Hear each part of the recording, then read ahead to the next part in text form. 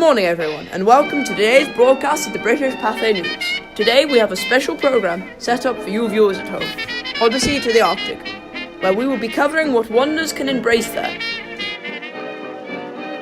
There hasn't been an expedition in years, so this will be quite the experience for the world, as our explorers are equipped with our most modern communications gear to tell a story of the never-ending winter to the world. The group, led by Gus Balfour, set off on the 27th of July into the Arctic along with the husky dogs to keep them company. The members of the expedition go as follows: Algernon Carlisle, the chief huntsman, dog driver and geologist. The team always needs someone to hunt and guide the group through the Arctic. Hugo Charteris Black, the glaciologist for the studies of ice caps, in which they embarked on one. Jack Miller, the main communications man, to keep in touch with the world about their discoveries. Finally, the expedition leader, Gus Balfour. He will be the biologist to the expedition, providing key information about the wildlife of the Arctic. Each of these explorers will be interviewed later in the programme to tell us their own experience from the perspective of the Arctic.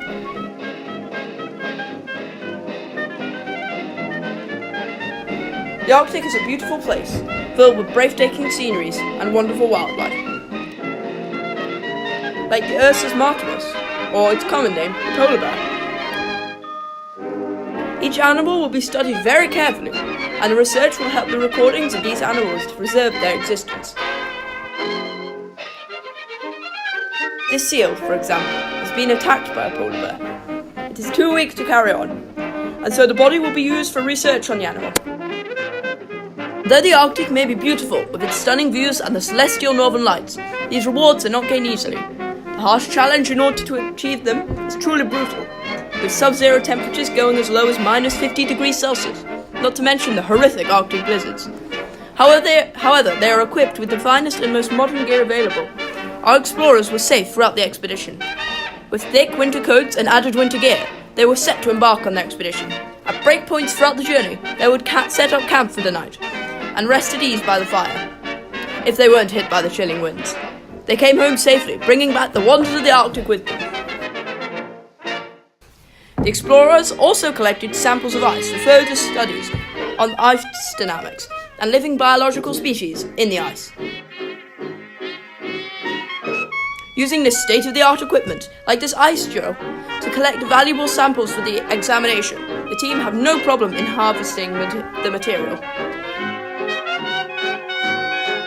The explorers also must trek through incredibly deep snow and treacherous ice, not to mention hiking in blizzards too.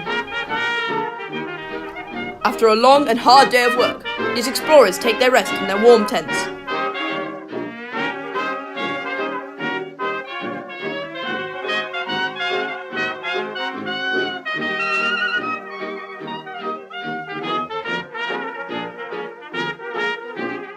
The explorers had to also gain geographical information of their surroundings to accurately map out the vast icy plain. They mark out their territory as they go, setting up flags to signify their campsite and capturing land as they go. They need to set up camp quite quickly after all. If a sudden blizzard picks up, they need to be ready. At their rest points in their shelter, they revise and review the information they gathered and send it back to Britain for examination. This is all done with the wonders of wireless communication. This information of the Arctic will help future generations greatly, as upcoming expeditions would prosper from these details. These men are truly doing great service for their king and country. Well done, boys.